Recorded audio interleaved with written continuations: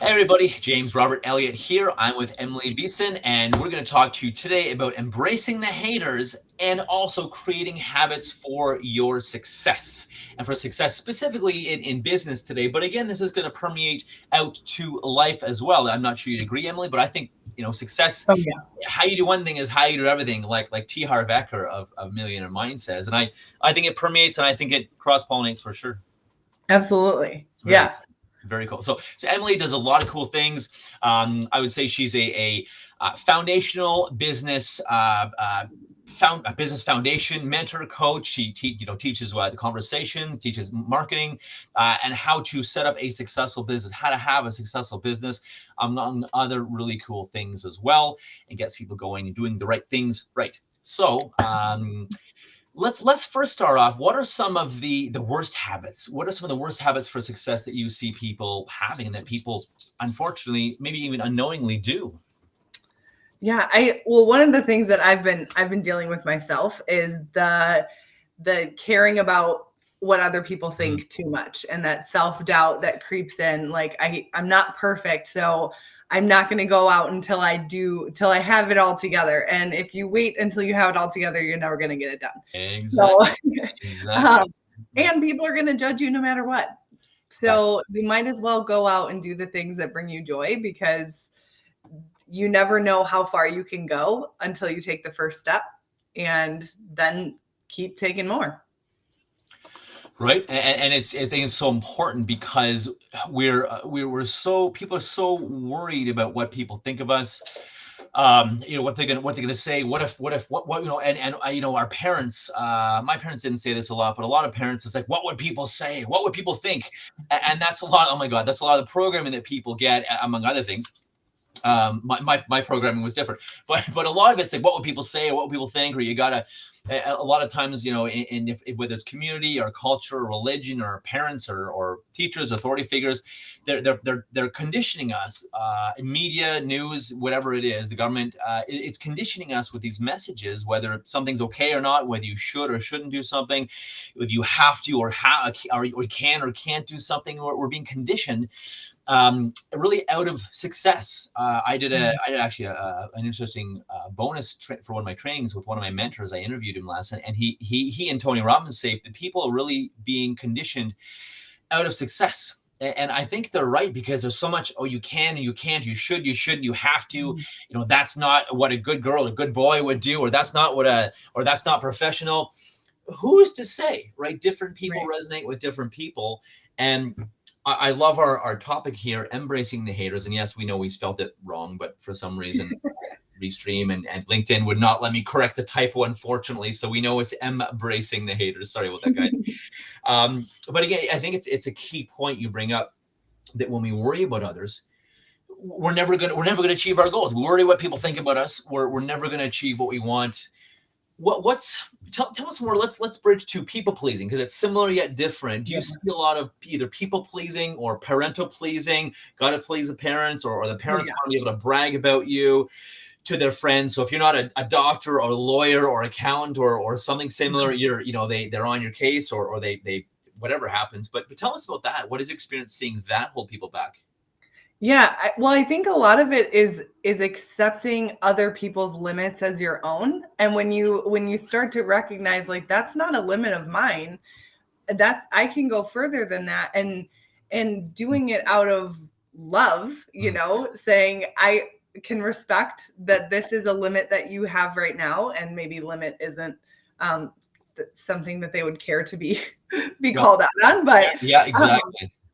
but realizing that that's not a limit of your own, and then being able to lean into the things that you feel called to, is really big.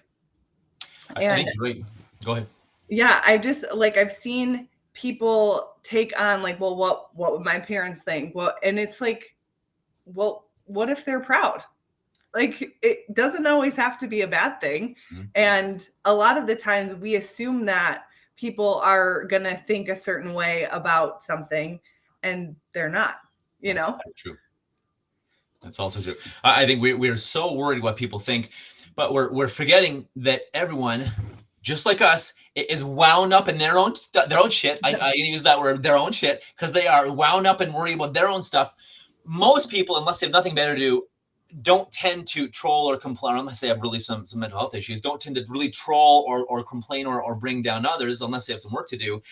And often they don't get, they're so busy worrying about themselves and what other people think about them that often they don't even pay attention Right. to us and our things and our failures. And if they do, they've probably got some work to do or nothing better to do, because it does happen. But to your point, it's not your, I tell people, it's not your voice, the voice in your head that says you're not good enough, or you can't do it, it won't work, or you're too young, you're too old, you're too whatever, you're not enough, whatever, you're not smart, whatever it is these beliefs and these voices. It's not your voice, it's not your belief. That was someone else's. And to your point, that was someone else's limitation. Avoid making it your own, avoid thinking because it's in your head. It's, believe it or not, it's not your belief. It's not your voice, at least not originally. I think that's a really good point for people to understand. Well, and to start looking at the proof that you are able to do those things and writing them down, like identifying the places that you actually are being successful beyond where maybe your parents or your siblings or your friends have gone, and leaning on that to say, okay, here's the proof that this is actually possible. So I'm going to keep going down that road and not hold myself back to what could be. Exactly. And that's key, right? And just, what do I want? Because if you're living for others, you'll never be fulfilled, satisfied. You'll be depressed. And I've seen a lot of it. I've met a lot of these people too. They're living for someone else, just to make someone else happy or proud. And it's toxic. It's toxic. So what are some other habits that don't work? And then we'll switch to some habits that do work, some key success habits. But what are some other habits or behaviors for entrepreneurs that just don't work? I think the not taking action, and just the trying to get all the pieces that are little, that aren't people facing. If you're a B2B business or a B2C business and your business is requires you to talk to people, if you are avoiding that thing or avoiding the conversations or the networking events because you just don't know what you would say yet, it comes. Like, that conversation comes, and just showing up and being there is the first step to getting out of your own way. It's a valid point. It's valid. And I think so many people are worried, well, what do I say? And how do I sell them my thing? And how do I get them to buy my thing? And I say, don't try. What the intention and and this, I think you'll probably agree with too, would be just go to make a connection, create a relationship. You and I met like 2 or 3 weeks ago on LinkedIn. We've already had lots of great conversations, strategizing how to work together. You're on my podcast. It's because we made a great connection, versus if I had come in and tried to hard sell you after a conversation on LinkedIn, or even on LinkedIn, we probably wouldn't be talking anyways if I tried to hard sell you on LinkedIn. But we just had such a great connection, great conversation. And I love focusing, especially during times like these, turbulent times, crazy times, focus on the relationships and building versus the commodity or the thing you're selling. Or instead of I think transactional businesses are going to die during these times because people are sick of it. It doesn't work. And we want relationships. So to your point, what to do? Focus on helping. How can I serve? How can I help this person? Even if it's not related to my business, can I refer them? Can I give them some advice? Can I just be there? Can I ask questions? Can I say, would you like to chat about that? Would you like to help with that? Would you like some help? Or whatever it is. I think it's a very valid point that you mentioned. People like, oh, I don't know what I would say, or don't know what I would do, or I'm too shy, or I'm an introvert. And I call bullshit on the I'm an introvert, because some of the most successful people in the world are introverts. And introversion is you recharge your batteries at home. It doesn't mean that you're not good at talking to people or you can't talk to people. So I encourage people to get over that belief as well. Pass that one as well and go talk to people. Well, and one of my favorite quotes is a Maya Angelou quote that's, people may not remember what you say, but they'll remember how you feel, how you make them feel. And that's so true. There are conversations that I've had that I don't have any idea what it was that we talked about, but I felt good after. And I want to spend more time with that person because they made me feel seen and heard and cared about in our conversation. Exactly. Yeah, exactly. And to your point, I'm thinking now too, a conversation I've had. I'm like, I met great people. What was our exact first conversation about that lit me up? I have no idea. But to your point, it was that feeling and that trust, that rapport, that connection. asking about me, asking about my business. How can I help? What kind of referrals would you like? What's working? What's not working? And I'm like, oh, this person's actually interested in serving versus shoveling their thing down my throat, and which, people run like hell if you do that. So that's again a great tip, is just go out and aim to help and serve, and forget about making money. Or forget about money as your first priority. I shouldn't say forget about Yeah. making money, but The forget money about comes. The money that's always comes. exactly it. And exactly, money comes when you aim to serve and help and give, and you get out there and you show up, do Yep. something better than doing nothing. Something is better than nothing. What about one last defeating habit, and then we'll switch to some key success habits. Well, I'm going to go with another quote right now, but Yeah. doubt kills more dreams than failure ever will. Mm-hmm. This is true. And because there's doubt all over, and we have that little like voice in the back of our heads, like, what if you fail? What if it's bad? What if it doesn't work? What if you look stupid? And it's like, who cares? Who cares? You did something. And a lot of people won't even go out and try because they don't want to feel weird. So they just won't even go out. They're like, no, it's too risky. I don't want people to not like me. Guess what? There are going to be people that don't like you, and that's totally fine. And I agree. And I think there should be, because if and I used to be the biggest people pleaser around, because I thought that would get me likable. It's the worst. Oh my God, it's the worst way to get liked, is to be a people pleaser and have no boundaries, let people walk all over you, and But you're right. It's just aiming to show up and to give. And I mean, I think it's great if you have haters, because it means you have a message. It means you're speaking that message and getting out there, versus if you're hiding in a cave with your amazing message, an awesome message that people need to hear. No one's going to hear it. And of course, no one's going to hate on you, but no one's going to love you either. People may like you. They may have a lukewarm tolerance, or, yeah, he is okay, or she's okay, or James okay, Emily's okay, whatever. But they've never referred to you. They never buy from you. They never support you, but they also don't hate you either. So if you're okay with having some people, and air quotes, hate you or dislike you or chirp you or talk bad about what you do and your message and your purpose, to have other people absolutely love you and stick with you and work with you and refer you and help you and want to see you win, then that's the way to win. It really is the way to. So again, our theme is embrace the haters. Embrace the haters. And you don't want to be forgettable. If you have something amazing to share with the world, you don't want people to forget about you. Exactly. To your point, they may not remember every podcast we do or everything I teach. However, they remember that I want to help and serve, and I want people to go up there and win. And especially, I want people to win who are there to make a difference, to help the world, help others, make an impact. I want to help them win. Yeah. And like you said, people will remember that if you guys also help people with that. People will remember that, and thus the money will come, and it'll come in droves. It'll come easy. A few years ago, I started adopting that, and really, how can I help people win? And yes, it means giving a little more time initially. However, this is the caveat. I think that's why people don't do it. They're like, oh, it'll take too much time. I don't have the time. I don't have the energy. I don't have the... Guys, it saves you time. The amount of referrals I get now, it's way more than my other marketing initiatives. That might say something about my other marketing initiatives as well. But the amount of referrals I'm getting is amazing. And it's because I aim to serve first, give first, and give people my best, check in on people, see how they're doing, follow up. How can I help? And it's just always thinking, how can I help? So that's a really great point as well. And just embrace those haters. And it doesn't matter. Who cares? Do you think they're going to remember it tomorrow or next week or next year or next month? No, exactly. No one's going to remember if you fall. And if they do, that's an issue they're carrying, not something that you need to be worried about. Exactly. The fact that you still bother them a week or a month or a year or 10 years later is on them. It's not on you. It's all about their stuff anyway. And you and I chatted actually about this yesterday, Emily, that if people that take issue with us, it's actually all their stuff anyways. It's their projection. It's their stuff anyways. So stop worrying if people like you or not. Just make them want to love you. Give your best, and they will love you. So, what are some really cool success factors? Some habits for success, Emily?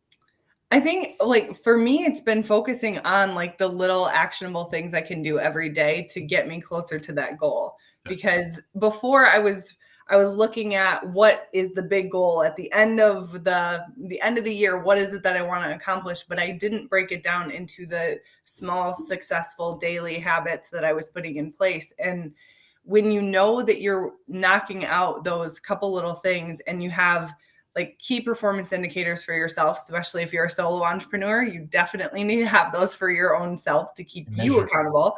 And then if you have a team, you want to make sure that everybody's on the same page of what is it we're trying to accomplish and what daily things are you going to do to help us move the needle forward. But so I think sometimes we think too big about like, oh, I have to hit this many, whatever. And we're not like starting with the beginning, the little pieces that are going to make those things happen. And to your point, when you want to have a business that comes on referrals, you have to do those little things early on. Take care of people, engage, follow up, have those conversations 7, 8, 9 times, and check in and just see how people are doing, because eventually they'll either do business with you or they'll know somebody who needs to meet you and they'll connect you with them.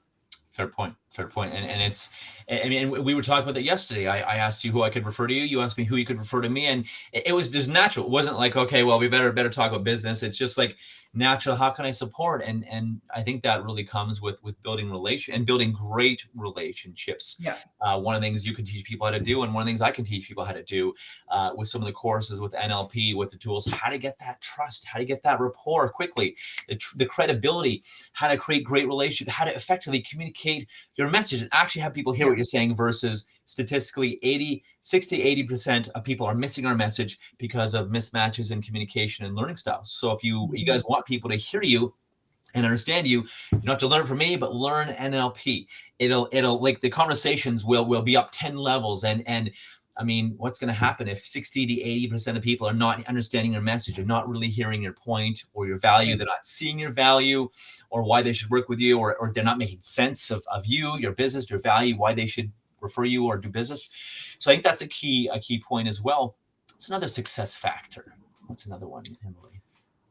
I think when it scares you a little but excites you a lot, that's the time you take action. And you do the thing that scares you, because it's going to, one, bump you out of your comfort zone so that you can try it. And if it doesn't work, you're going to learn something. It doesn't mean that you're a failure. It means that you've learned something. And there are lessons that come out of failures that are so valuable that it's better. It's almost better that you have those failures so that you can learn from them and then be able to then teach other people that come into your network of like, hey, oh yeah, this happened to me. I want you to try and avoid this. So. And exactly. I mean, again, failure, I got to put these up behind me, but failure, it's just a temporary state where the most valuable lessons are learned. That's all it is. Failure is only feedback. There's no real failure unless you don't take action, because then you fail by default, because you don't get what you want and you don't create what it is you want. So that's the only way to fail is if you don't take action. You're right. It could screw up me, and I've screwed a lot of stuff up. You could screw it up royally and mess it up completely. But it's not a failure, because you learn. I tried to start an online course a few years ago, and it blew up. And it was interesting, but it was a great learning, so that the online courses I'm creating now are going to be kick ass and do really well. And yes, mentors like us can save you a lot of time and energy and money and failure. However, your point is very valid. I love your point, Emily, that if the stuff that happens for us, not to us, because life happens for us, the crap happens for us, it's to empathize with others. It's to communicate with others. It's to meet someone, and maybe I meet someone and they had their first attempt at their online course blew up too. That's a way for us to connect and to empathize with each other and to talk with each other. And it's like, oh my goodness.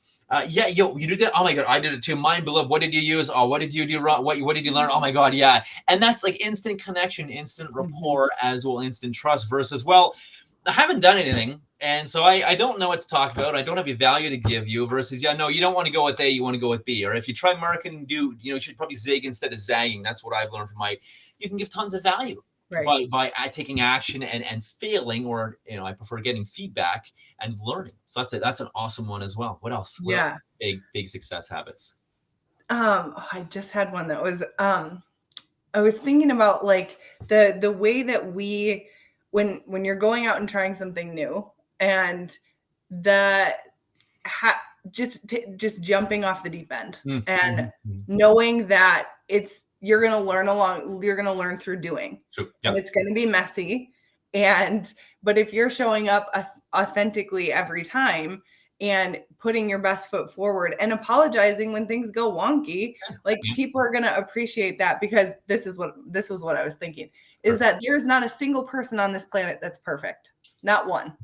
And people connect with people who are vulnerable and who talk about the things that don't go well, because they become more human. There is Yeah. not a single perfect person on this planet. So being able to connect with those imperfections really helps you make a stronger connection with people, especially if you can empathize with what it is that they're going through, but not get in that, that shit with them. And that's it. That's exactly. I think it's key as well to remember, avoid letting you getting into the shit with them and dipping down with them, but being, resonating, being authentic, and people, in terms of rapport and trust, people like them, whether you both golf, you both, had a course that blew up or whatever. I think that's a great way to connect and be real and authentic with someone versus, oh yeah, this is great. Let me listen. Okay. You told me what you're thinking. Now shut up so I can tell you about my thing. And so I can sell you my thing. It doesn't work that way. People will run like hell. And especially during these times, the transactional, like I said earlier, transactional relationships or transactional, I guess I'll say, business dealings don't work. Those are the businesses that can fail. They don't focus on having great relationships and great value, great customer service. I really think that. Yeah. And one of the things that I've been doing in every conversation that I have with somebody, I am looking to discover one of three things. One, are we going to do business together? Could there be a good fit? Two, are they somebody that we could refer people back and forth to? Or three, is it somebody that I can learn from? Because you're going into these conversations trying to build a relationship and look for opportunities to provide a win-win to the person across from you. And if you're going into that conversation being curious and not going in like a shark trying to like bite their head off and be like, buy my thing. Buy my thing. Buy my thing. Okay, no, okay, I'm out of here.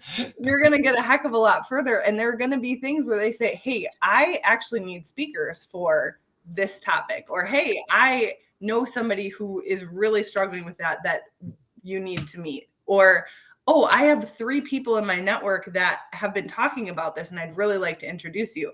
Those relationships and those conversations go so much farther than the ones where you're adamant about selling them something at the end of it.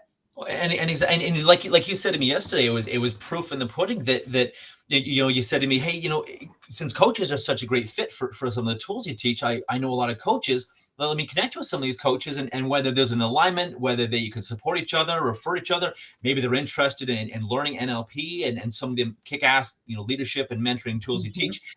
Again, it was very organic. It happened. And it's all because we want to support each other, have fun. We want to win. I love to have fun. I don't do anything without fun. And I don't recommend anyone does anything that's not fun in their business. So you outsource it or find someone else or go to Fiverr.com or Upwork.com or something. Get someone else to do the things you don't want to do, especially if you're not good at it. Because if you do the things that you don't want to do all day long, you're going to be miserable and you're not going to be great. And the 10,000 hour rule to become an expert, it's going to take you a long time. Yeah. Versus if you're doing what you love all day and what you're an expert at, you'll get really good quickly. You'll make more money quickly. You'll be an expert, highly paid, highly sought out at versus, being a generalist, even though I specialize helping people blank, but you're still a generalist. If you're doing the bookkeeping and the accounting and the marketing and the Facebook ads and the whatever, the back end stuff, the whatever, you're still a generalist. So I think that the two things I hear most are I can't afford to hire someone. Well, find a way. Barter, beg, steal, trade. And my thing is you can't afford not to. Find a way to make it work. Again, Upwork.com. I had someone edit my entire book for $100. Fiverr, Fiverr, I think it's 2 R's.com. For $5, I have someone edit my videos, professionally edit my videos. It looks great for $5. So I mean, really, you can't, and you can't afford not to do it anyways. You really can't afford not to, because it's going to cost you. And then the other thing is, in terms of I don't have the time to maintain all these relationships. That's what business is. That's all business is. It's a collection of relationships. So not having the time is like saying I don't have the time to work on my business. And if you're doing all the other busy work, how's that working for you? Are you making as much as you want? Are you helping as many people as you want? Are you getting as many referrals as you want? And if the answer is no or not enough, then I would encourage you to seek out and create better relationships. Stay in touch more with the people you know, instead of one and done or two and done. Stay in touch, do things, share value, help them, support them however you can. We'll do a whole nother podcast on that maybe. Yeah. Well, Any and put pieces of that in your daily activities. Like reach out to 5 people you haven't talked to in a while, or like send connection requests to 10 people a week. And even those small things are going to add up over time. And if you're creating content that's valuable to people, they're going to start seeking you out.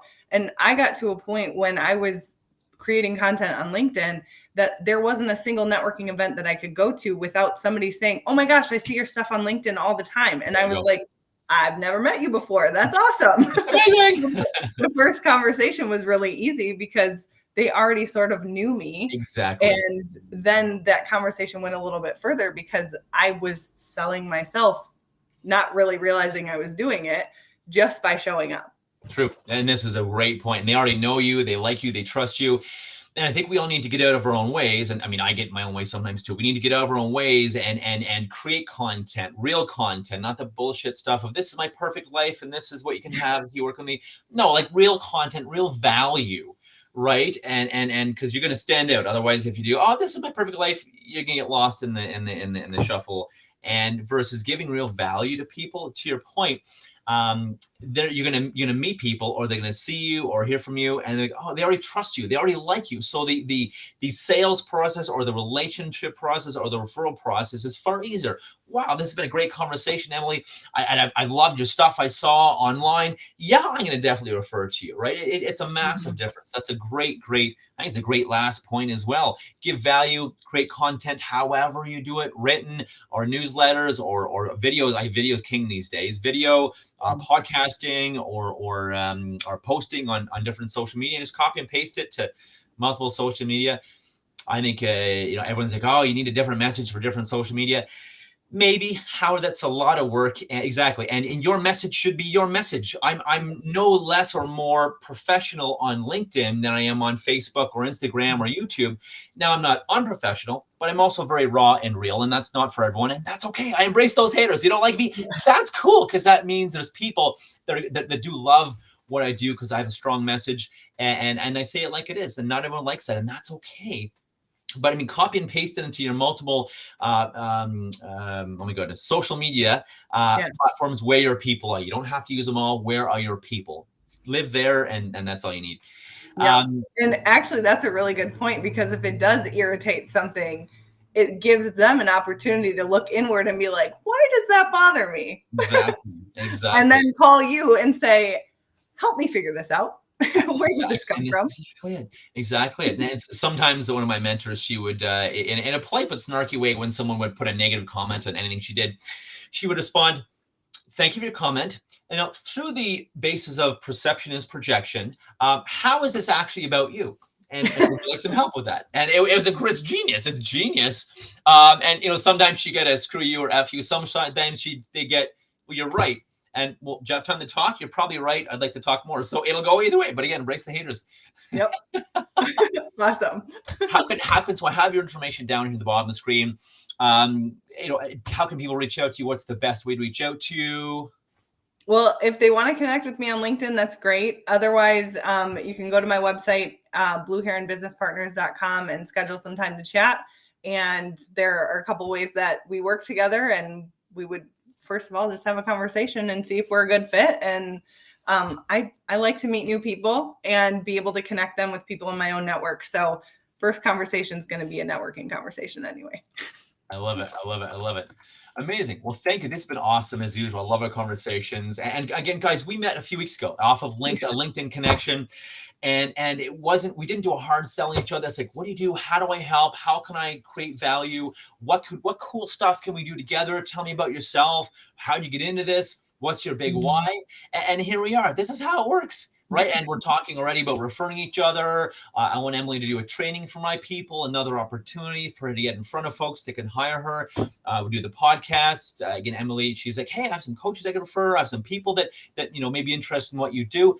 that's how the magic happens, guys. Just seek Mhm. to have fun, connect, learn, give value, serve, help others, and with boundaries, of course, help others, Yeah. and it's going to come back. I promise you that. So thank you very much, Emily Beeson, for being here. I Thank appreciate you. it very much. So this has been fun and a great conversation. I had no doubt. And again, check Emily out, guys, if you want a little more on again business structure, marketing structure, creating a successful business foundation and structure, and some other really cool things. If things aren't working in your business the way you want it to, have a conversation with Emily. She just might be able to give you some great insights. So thanks for being here, Emily. Thank you. Amazing, amazing. Take care, everyone. Have a great day.